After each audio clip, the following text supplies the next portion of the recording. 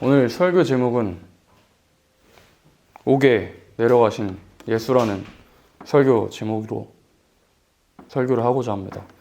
예수님께서는 2000년 전에 이 땅에 오셔서 그 무한하신 시간과 보좌에 앉으시니가 유한하신 인간들의 삶 속에서 삶 속으로 달과 별을 지나 이 땅에 오셨습니다.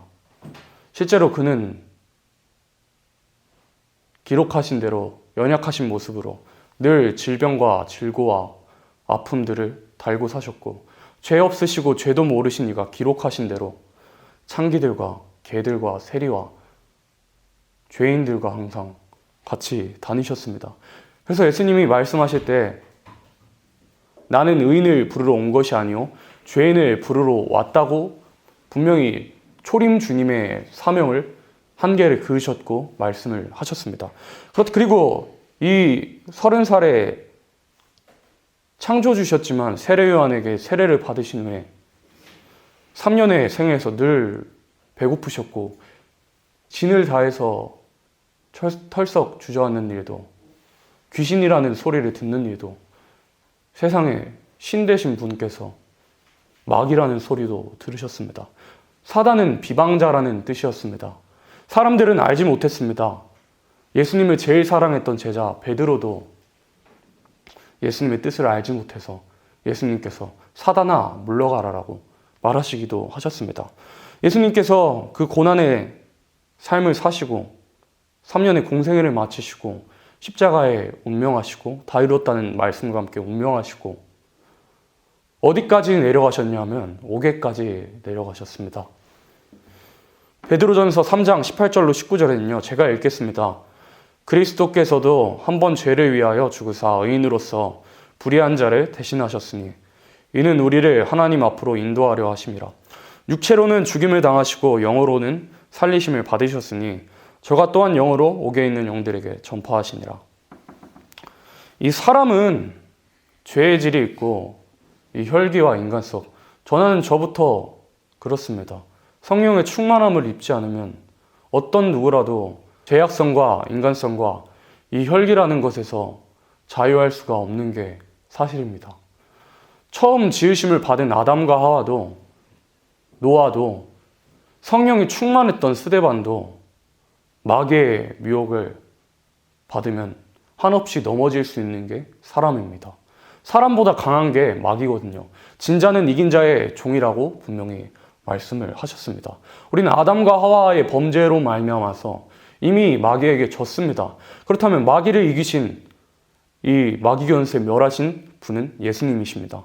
십자가 그 죽음으로 말미암아서 십자가의 보혈과 그 부활의 생명으로 말미암아서 사망 권세와 이 죄의 권세를 다 끊으시고 이기셨습니다만은 이 시간으로 보면은 돌아가시고 나서 아마 제가 맞다는 게 아닙니다. 아마 이 시간쯤 그러니까 때와 시를 말하는 것이 아니라 대충 이 시각쯤 되겠구나 하는 것을 우리가 유추해 볼 수는 있는 겁니다. 이건 제 말이 아니니까 알아서 생각하시면 됩니다. 그래서 옥에까지 내려가셨습니다. 무엇을 위해서 옥에까지 내려가셨냐? 베드로전서 3장 20절에 보면 그들은 전에 노아의 날 방주 예비할 동안 하나님이 오래 참고 기다리실 때 순종치 아니하던 자들이라. 방주에서 물로 말미암아 구원을 얻은 자가 몇 명뿐이니 겨우 8명이라. 하나님께서는 이 창세기에 보면 노아에게 당세의 의로운 자, 이 세대 가운데 너의 의로움을 보았다고 분명히 말씀을 하셨습니다. 이 디모데후서에 보면 경계하는 자가 법대로 경계하지 아니하면 면류관을 얻지 못한다고 말씀을 분명히 하셨습니다. 그렇다면 우리는 인정하거나 말거나 하나님께서는 시대에 따라 법을 주시고 법에 따라 철저하게 칼같이 역사하신다는 것을 우리가 알 수가 있습니다. 하나님께서는 그 창조의 빛으로 사랑으로 처음에 하나님께서 인간을 창조하셨는데 하나님께서는 무조건 복을 주시고자 하시는 분이십니다. 그러나 인간에게 그냥 복을 줄 수가 없고 사랑과 공의의 하나님이시기 때문에 마귀를 창조해서 이 사람을, 하나님의 형상을 입은 그런 사람, 하나님의 형상대로 지으심을 받은 사람을 시험하고자 하신 겁니다. 그래서 우리에게 오는 모든 시험은 하나님께서 마귀에게 허락하셔서 우리에게 허락하시는 복을 주시기 위한 모든 시험이라는 것을, 또 내 죄로 인한 죄의 값이라는 것을 우리가 알 수가 있는데, 이 베드로전서 3장 20절에 기록된 것을 보면 예수님께서 옥에 내려가셨는데 왜 내려가셨냐 할 때, 시대에 따른 법을 지키지 아니하였던, 순종하지 아니하였던 자들을 위해서 내려갔던 것입니다. 그 당시에는 이 선악과의 법을, 선악과를 따먹지 말라는 그 말씀을 순종치 아니함으로 사람에게 이 육신의 원죄가 찾아왔고, 육신의 사망, 원죄가 찾아왔고, 그럼에도 하나님께서 예표적으로, 예수 그리스도를 예표적으로 보여주신 가죽옷으로 말미암아 살리심을 얻고 구속사가 시작이 됩니다. 그러나 이 예배 한번 상달되지 못한, 이 삶으로서 예배를 준비하지 않았던, 순종하지 않았던 가인의 제사, 삶으로서 예배를 온전히 순종했던 그런 아벨의 제사로 말미암아서 순교자와 첫 살인자가 갈라지게 됩니다. 가인의 영혼의 죄악, 영혼의 죄, 자범죄, 머리로 죄악을 생산해서 계획해서 짓는 죄로 말미암아서 인간은 영육이 아울러서 다 죽어야 마땅한, 죽을 수밖에 없는 상황이 되었죠. 그러나 하나님께서는 그럼에도 아담과 하와에게 세 번째 아들 셋을 허락하십니다. 의의 후살에 남겨두시고 혼혈하지 말라는 말씀, 혼혈금지법을 인생들에게 허락하십니다. 그러나 인생들은 또 어리석고 무지하여서 그 법을 허락하여 준 사랑의 법에, 또 공의의 법에 순종하지 않아서 하나님께서는 이 땅을 물로 다 쓸어버리시기로, 인생을 지으신 것을 한탄하시며 다 쓸어버리시기를 계획하십니다. 그러나 노아는 달랐습니다. 의의 후사였고 아직 보지 못한 것에 경고하심을 받아 의롭게 살아가던 사람이었습니다. 혼혈금지법을 지킨 분들도 분명히 있었을 것입니다. 그러나 시대에 따른 법에 순종치 않고 그 사랑의 말씀을 깨닫지 못했던 셋의 후손들은 다 죽고 말았습니다. 노아의 방주에 탄 건 아주 극적인 소수였습니다. 이것은 오늘이란 날에도 적용이 분명히 됩니다. 하나님께서는 시작과 끝이요 알파와 오메가라고 분명히 말씀을 하셨습니다. 예수님께서 순종치 않았던, 시대적인 법에 따라 순종하지 않았던 생명들에게 옥으로 내려가셨습니다. 율법 시대에도 마찬가지입니다. 이 은혜 시대도 마찬가지입니다. 예수님께서 2000년 전에 이 땅에 오셨습니다. 바리새파, 이 사두개파, 유대인들이 많이 있고 말씀을 맡았다고 하는 육적인 이스라엘들이 부패되었습니다. 과부와 고아를 송사하라는 하나님의 말씀에 예수님께서 요약하신 율법의 강령, 두 가지 강령, 내 마음을 다하고 뜻을 다하고 목숨을 다하여 하나님을 사랑하고 내 이웃 사랑하기를 너의 몸을 사랑함 같이 하라는 그 말씀을 정작 지키지 않아 율법과 계명을 지키지 않는 이 율법 시대의 신앙의 종로, 오신 예수님을 신앙하는 그런 종로로 살지 않았던 것이 이 말씀을 맡았다고 하는 그런 사람들의 모습이었습니다. 그러나 예수님께서는 그들에게도 말씀을 전하시기도 하셨습니다.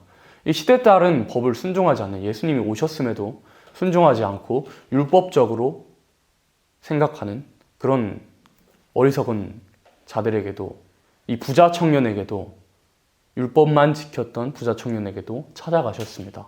알려주셨습니다. 여러분, 이 율법이라는 것은요, 이 행위에 있습니다. 그러나 이 여러 편지서와 예수님의 말씀대로 이 십자가의 법이라는 것은 행위에 있지 않습니다. 행위로는 도무지 지킬 수가 없는 것입니다. 이 성령의 충만함으로 말미암아서 죄가 미워져야 됩니다. 죄가 미워지고 내 입술이 미워지고 나 자신이 미워지는 것이 십자가의 법이라고 할 수가 있겠습니다. 바울은 날마다 죽는다 그랬습니다. 여러분, 회개라는 것은요, 이 히브리 원어상으로 돌이키다라는 의미를 가지고 있습니다. 다시는 그 길을 가지 않는다. 즉, 어떤 사람은 이렇게까지 말하기도 합니다. 회개는 죽는 것이라고. 다신 이전 삶과 다를 수 없게 살아가는 것이, 옛 구습을 버리고 나의 조상에서부터 내려오는 이 민족성 죄악성을 내 대에서 완전히 끊어버리는 것이 회개라고 말하기까지 합니다. 사실 그게 맞기도 하거든요. 그래서 바울은 이 세상을 배설물처럼 여기라고 했습니다. 그리스도로 인하여서 모든 나의 입술과 나의 중심과 나의 눈빛과 나의 모든 시선과 나의 손과 발과 모든 내 지체로 하는 모든 행위가 옳지 않음을 인정하는 것이 그리스도인의 정상적인 모습이요, 겸손이라는 것은 내가 죄인임을 아는 것이요, 은혜라는 것은 내가 죽어지고 오직 예수 그리스도만 남게 되는, 나라는 것이 없어지고 이름 없이 빛도 없이 섬기는 것입니다. 물론 저도 이 은혜라는 것을 잘 몰랐던 것 같아요. 화평하는 이 너희가 화평함과 거룩함 없이는 모두 주를 보지 못한다고 하셨습니다. 거룩함보다 화평함이 먼저입니다. 왜냐 할 때 예수님께서, 이 창조주 되신 예수님께서, 성부 여호와 하나님께서, 이 삼위일체 하나님께서 우리를 먼저 사랑으로 창조하셨거든요. 우리가 모두 사랑해야 됩니다. 예수님께서 주신 새로운 계명이 뭐냐 할 때, 이 복음서에는 너희는 서로 사랑하라 새 계명을 주노니 너희는 서로 사랑하라 그랬습니다. 너희가 서로 사랑하면 나의 계명을 지키는 것이요, 나를 사랑하는 자는 내 계명을 지킨다 그랬습니다. 예수님을 사랑하지 않는 사람은 예수님의 계명을 지키지 않는 사람입니다. 입술로 범죄하는 사람은 예수님을 사랑하지 않는 사람이라고 정립이 되는 것입니다. 어쨌든 예수님께서 오게까지 겸손한 모습으로 오셨습니다. 이 노아의 때에 순종하지 않았던 자들을 위해서 오게까지 내려가셨습니다. 이것은 환란 시대에도 적용이 됩니다. 이 종말이 무엇이냐 할 때, 기록하신 선지자들로 기록하게 하신 예수 그리스도의 탄생과 죽으심과 예수 그리스도의 탄생과 죽으심과 그의 삶이 기록하신 대로 이루어진 게, 선지서로 기록하신 대로 아모스 3장 7절과 같이 비밀이 기록하신 대로 이루어진 것이 종말입니다. 종말은 이미 2000년 전에 시작이 됐습니다. 이 말세의 종말이라는 것은 시편 10장 4절에 시편 10장 4절에 말씀하신 대로 악인의 기준을 하나님께서 이렇게 간단하고 명료하게 정리하셨습니다. 제 이전 삶과 모습이 비슷했습니다. 그 모든 교만한 얼굴로 이르기를 하나님이 없다 하고, 모든 사상에 하나님이 없다 하고, 남을 비방하고 남을 밟아주려는 그런 사람들의 모습이, 그런 사람들이 실제로 나올 것을, 아수르와 바벨론 같이 개울적이고 아주 악하고 무섭게 정책적으로 발현이 되고 출현한다는 것을 분명히 선지서로 기록이 되어 있습니다. 말씀하신 대로 이 100년여 전에 공산폭동이 일어났습니다. 그리스도인들의 부패로, 교회들의 부패로 일어난 게 사실입니다. 그렇다면 이 환란 시대로 이미 진입한 가운데, 이 시대라는 것은 청황색 말이 출현함으로, 또한 무적행에서부터 올라오는 흑암의 연기로 오늘 하루 진보하지 않고 퇴보한다면 끝없이 떨어진다는 것이 계시록의 말씀입니다. 거룩한 자는 더 거룩해지고 의로운 자는 더 의롭게 되고, 더럽고 추악한 자는 더 더러워지고 더 죄를 짓게 된다는 것이 분명히 계시록의 말씀입니다. 바울은 디모데에게 이렇게 말했습니다. 너는 모든 사람들에서 너의 진보를 보이라고 말했습니다. 이건 하나님 앞에서라는 것은 생략이 됐습니다. 너무 당연하기 때문에 디모데에게 말할 때. 우리는 모든 삶의 순간에서 하나님 앞에서와 사람들 앞에서 진보함을 보여야 됩니다. 이 책망의 말씀, 경고의 말씀이 선포가 될 때는요, 그 삶을 당장이라도 진보함으로 바뀌는 모습이 있어야 됩니다. 이 기쁨이라는 것은요, 희락이라는 것은요, 심판의 말씀, 경고의 말씀을 아멘하는 사람이 아름다운 땅의 소산에 먹을 것이라고 이사야 1장에 분명히 말씀하셨습니다.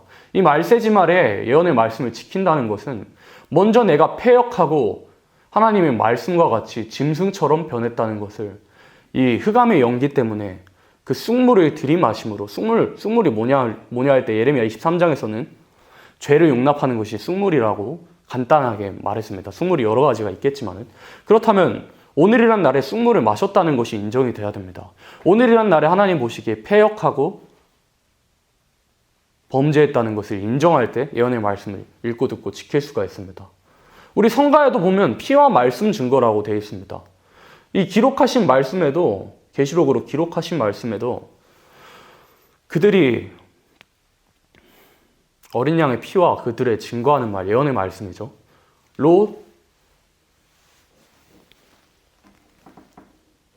그렇게 기록이 되어 있습니다. 십자가가 먼저입니다. 은혜가 먼저입니다. 초림주님으로 오셨던 예수님의 사랑을 정상적으로 받을 수 없고 성령의 9가지 열매와 성령의 그 충만한 은사를 받지 않으면 우리의 입술이 화평의 열매를 맺지 않으면 아무도 주를 볼 수 없습니다. 누가 의의 열매를 맺는다 할 때 선지서에서는 화평의 열매, 입술에 화평을 맺는 자가 의의 열매를 맺는 사람이라고 분명히 기록을 하셨습니다. 예수님께서 분명 이 공의는 존재해야 됩니다. 사랑과 공의는 같이 가야죠. 예수님께서도 말씀하실 때 너희들은 그 바리새파 이 유대인들의 그 삶을 그 말씀을 정작 지키지 않는, 하나님을 사랑하지 않는, 아버지 하나님의 마음을 알지 못하는 그런 유대인들을 본받지 말고 다만 그들이 목숨을 걸며 하나님의 공의를 생각하는 것만을 본받으라고 예수님께서 분명히 말씀하셨습니다. 사랑과 공의는 공존해야 됩니다. 많은 기독교인들이 저부터도 그러고 전에는 저부터도 그렇고 사랑을 하면 공의를 모릅니다. 공의를 알면 사랑을 모릅니다. 이 정치 세계에서도 자익과 우익이 있고 하나님 앞에서도 이 녹보석과 홍보석, 푸른 보석과 붉은 보석이 있다 그랬습니다. 쉽게 말해서 사랑이라는 것은, 이 복지라는 것은 예수님께서 삶으로 먼저 보여주신 것입니다. 그렇다면 이 심판과 공의라는 것은 이 구약시대에 적나라하게 잘 기록이 됐습니다. 이스라엘 부패로 말미암아서 우리의 부패를 먼저 보여주셨습니다. 자, 그렇다면 이 율법시대 신앙의 정론은 오신 예수님을 이 율법과 계명을 통하여서 예수님을 바라보면서 신앙하는 것이 율법시대 신앙의 정론입니다. 그렇다면 은혜시대 신앙의 정론은 오신 예수님의 말씀을 기억하면서 땅끝까지 너희는 천국 복음을 전파하라 하신 그 말씀에 온전히 순종하면 됩니다. 성령의 9가지 열매를 맺으면서 중심의 성결, 성화라고 합니다. 이 성화를 이루면 됩니다. 그래서 결국 순교하는 그 자리까지 가면 됩니다. 그렇다면 이 환란 시대, 이 시대는 분명히 환란 시대입니다. 환란 시대가 아니라고 하는 기독교인들은 사실 북녘 땅에 있는 이 공산권 아래에서 지옥과 같은 허허벌판, 얼음판, 하늘을 우러러 보지 못하는, 예수님의 이름을 듣지도 못한 사람들을 보시면 환란 시대라는 것이 인정이 될 것입니다.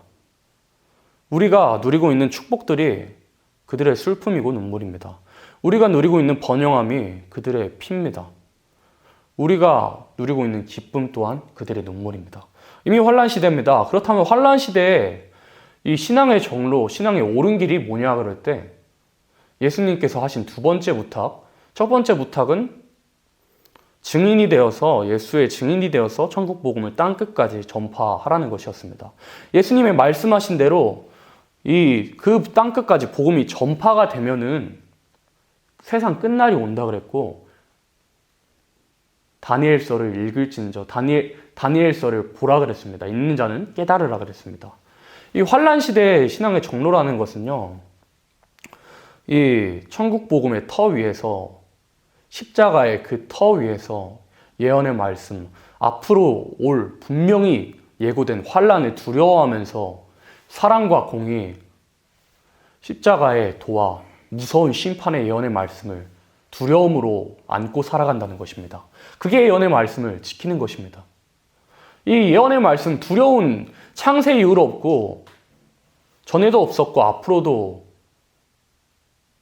이런 환란은 없고 지금도 이런 환란은 없는 그런 환란 날을 앞에 두고 예수님께서 십자가 운명하시기 전에 이 예루살렘의 그 딸들을 보면서 십자가 상에서 따라온 딸들을 보면서 이렇게 말씀하셨습니다. 너희는 나를 위하여 울지 말고 너와 내 자녀들을 위하여 울라고. 그날의 심판의 날에 얼마나 무섭게 되는지 태의 열매가 없는 사람이 복을 받는다고, 차라리 복되다고 이렇게 좀 역설적이게 반어법으로 사용을 하셨습니다. 생육번성 충만한 인생에 있어서 가장 큰 축복인데 이렇게 말씀하신 것은 이 환란이 얼마나 무섭다는 것을 우리가 실감을 할 수가 있는 것입니다. 그 환란이 얼마나 무섭다는 것을 우리가 실감을 한다면 사실 죽는 게 정상입니다. 우리가 고난주간을 두고 이렇게 생각해야 될 게, 과연 나는 어떻게 살리심을 입었고 짐승과 같이, 세리와 같이, 창기와 같이 살았던 나의 무신론자였던 나의 모습 속에서 나를 어떻게 사랑하셨는가를 한번 생각해 보면 되더라고요. 제 삶 속에서도 그렇고. 그리고 고난받으면 됩니다. 고난받으면, 욕먹으면, 맞으면 예수님 이름으로 고문을 당하기도 하고 따돌림을 당하기도 하고 욕을 먹기도 하고 갇히는 일을 당하면 내가 얼마나 큰 용서를 받았는지 알게 됩니다. 그런 용서를 받은 사람은 사실 눈물로써 삶을 살 수밖에 없습니다. 내가 얼마나 큰 용서를 받았는지 알거든요. 그래서 인내는 결국 소망을 이루게 된다 그랬습니다. 고난과 환난은요, 소망을 이루는 것입니다. 예수 그리스도의 십자가를 바라보게 하시거든요. 이 말세 복음, 마지막 때 되어질 일, 마지막 때 이 환난 시대, 앞으로 마땅히 되어질 이 환난을 앞에 둔 환난을 피하는 이 복음은요, 하나님의 말씀 복음이죠. 이 은혜 시대의 복음과 환난 시대 복음은, 환난 시대 복음은 진보된 것이지 다르다고 구분이 할 수도 있다면 할 수 있겠지만 제 생각은 진보되었다고 보는 것이 맞다고 생각합니다. 여러분들 소견에 맞게 알아서 생각하시면 좋겠습니다. 그래서 어쨌든 마지막 때에는 노아의 때와 같이, 롯의 때와 같이 무섭고 두려운 환란이 임한다고 분명히 말씀하셨습니다. 마태복음 24장 37절로 39절에는요. 노아의 때와 같이 인자의 임함도 그러하리라. 홍수 전에 노아가 방주에 들어가던 날까지 사람들이 먹고 마시고 장가들고 시집가고 있으면서 홍수가 나서 저희를 다 멸하기까지 깨닫지 못하였으니 인자의 임함도 이와 같으리라. 인자의 임함은 예수 그리스도의 재림입니다. 예수 그리스도께서 다시 오실 그날을 말하고 있는 겁니다. 마라나타라고 표현을 하기도 하죠. 그날에는 무서운 심판이 있을 것을 예고했습니다. 이미 예고가 됐습니다. 노아의 때 사람들이 먹고 마시고 믿음의 사람 노아가 이 보지 못한 일에 경고하심을 받아 의의 의사로서 세상을 향하여서 경고했던 그 말을 농담으로 생각하고 노아 방주에 들어가지 않아서 다 죽게 됐습니다. 롯의 때는요, 소돔과 고모라 동성애가 막연한 세상에 롯과 그의 가정들을 구원하는 천사에게 소돔과 고모라 사람들은 그 사람을 끌어내어 우리로 상관하게 하라 라고 말합니다. 이 상관이라는 것은요, 다른 상관이 아니고 성관계를 말하고 있는 겁니다. 동성관계를 말하고 있는 겁니다. 그렇게 부패한 세상이었습니다. 소돔과 고모라였습니다. 예수님께서는 이 말세 지말에 되어질 일을 말씀하실 때 소돔과 고모라보다 더 패역할 것이라고 말씀을 했습니다. 이 역대하, 이 역사서에 보면요, 하나님의 말씀을 지키면서 산 거룩한 선지자들을 잡아 죽이고 욕하고 돌 던지며 무시했던 사람들은요, 하늘의 죄악이 사무치고 만회할 수 없게 되므로 북방환란이라는 것은 사실 동편에서부터 이 아수르와 바벨론을 보면 사실 동편에 있는데 왜 북방환란이냐면 그 이스라엘 기준으로 볼 때, 유다 기준으로 볼 때 북쪽에서부터 내려오기 때문에 북방환란입니다. 실제로 지경상으로는 바벨론하고 아수르가 동편에 있긴 해요. 그래서 왜 심판받냐 할 때 이사야 2장에서는 동방풍속이 가득하다고 경고하고 있습니다. 동방풍속이라는 건요, 이 세상 사람들의 습관이라고 보면 되겠습니다.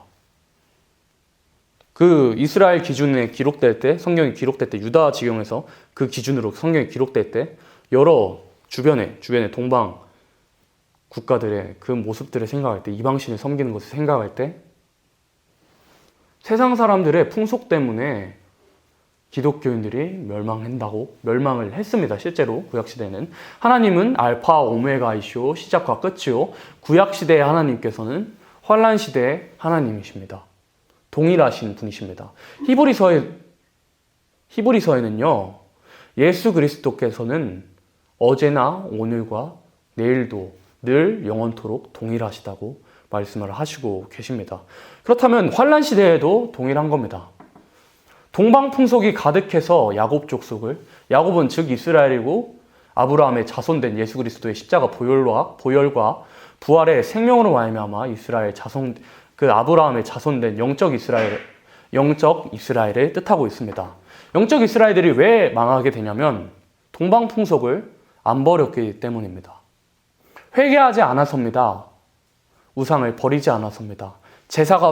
예배가 회복되지 않아서입니다. 예수님께서 제사장으로 삼으셨지만, 기록하신 대로 왕같은 제사장이죠, 우리는.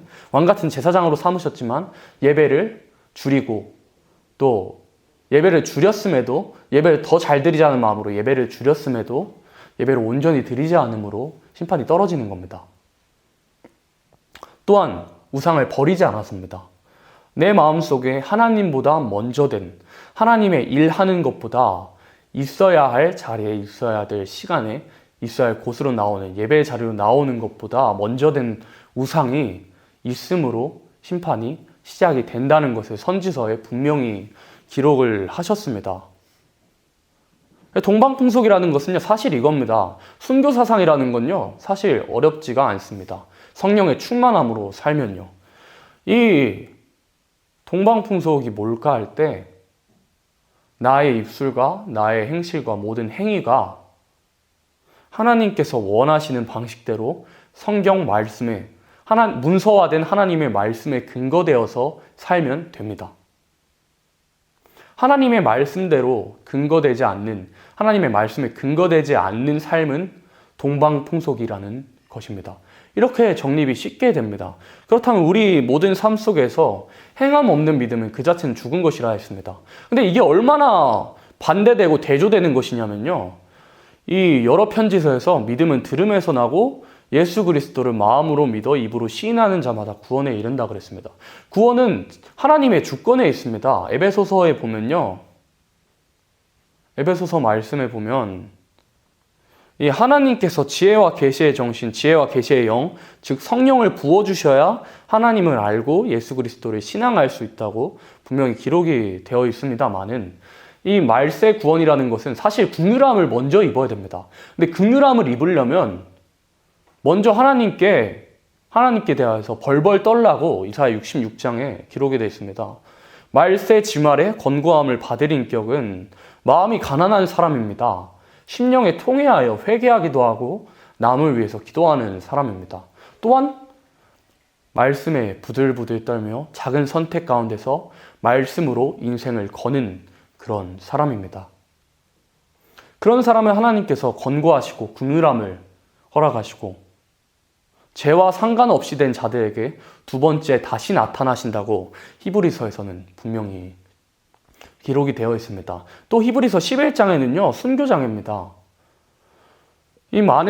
지금까지 많은 기독교인들이 원수의 압제와 핍박과 어려움 속에서 살았습니다. 톱에 켜는 고통과 돌 맞는 고통, 칼에 목이 날아가는 고통과 십자가를 지는 고통, 거꾸로 지는 고통과 여러 가지 방법으로 순교하는 일들이 분명히 있었습니다. 그래서 이 히브리서 11장 마지막 부분에 보면요, 죄와 상관없이 된 자들이 아니면 말세에는 그 약속을 받아서 달려갔던, 잠시 잠깐 뒤면 예수님께서 오시고자 하여 그 고난 속에서도 소망으로 달려갔던 바울의 마지막 고백처럼 죽음 전에는 내가 죽는 것이 하나님이 뜨시고자 하여 목숨을 버리지 않았던 그 순교자들의 원통함을, 우리가 원통함을 당하지 않고 우리가 화평함을 이루지 못하고 우리가 거룩하지 못하면 그들의 원통함을 갚아줄 수 없고 그들의 상급을 우리가 아니면 완전함을 이루지 못하게 하신다고 분명히 기록하셨습니다. 그렇다면요, 옥에 내려가신 예수님, 제일 낮은 곳으로 내려가셨던 예수님을 본받아서 우리의 삶이 그러해야 될 것입니다. 먼저 사랑을 전해야 할 것입니다. 십자가를 완전히 알고 십자가에 내가 죽어지고 남들이 내게 돌을 던져도 주먹으로 치고 뺨을 때려도 욕을 하고 비방을 해도 용서해 줘야 된다는 것입니다. 그리고 이 하나님의 말씀대로 살아가지 않는 생명들을 볼 때 책망해야 됩니다. 말씀으로 부드럽게, 때로는 강하게, 두렵게 책망하기도 해야 한다는 것이 예레미야 23장입니다. 오늘이란 날에는 참 무서운 시대입니다. 잠깐 정신을 차리지 않고 잠들어버리면 다시 일어날 수 없는 그런 무서운 시대가 왔습니다. 모든 미디어들과 모든 세상 주변에 있는 것들은요, 우리로 하나님을 보지 못하게 합니다. 그러나 오늘이라는 우리의 삶 속에서 세상의 것을 포기하면서까지, 희생하면서까지, 죽기까지 맡은 일에, 작은 일에 죽도록 충성하여 가장 낮은 곳에서 가장 높은 곳으로 올라가신 예수님에 따라 그리스도의 장성한 분량, 신부의 자격, 예수 그리스도의 신부된 교회의 자격을 이루어서 결국 기록하신 대로 신의 성품에 참여하는 자가 모두 되시기를 예수님의 이름으로 축복합니다.